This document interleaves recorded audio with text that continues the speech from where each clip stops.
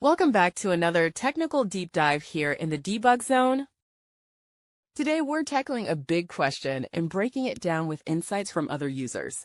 Hopefully this clears up some misconceptions and helps you get the answer you need. So buckle up, stay a little curious, and let's jump right in.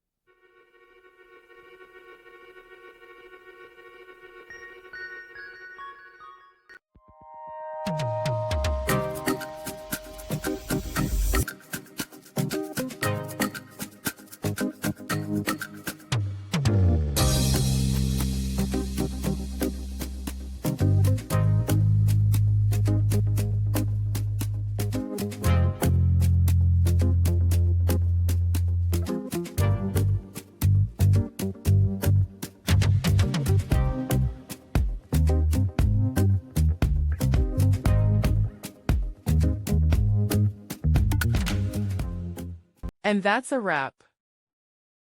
I hope you found the answer you were looking for. If you did, take a second to hit that subscribe button. It really helps out. And let me know in the comments which solution worked best for you. See you next time in the debug zone.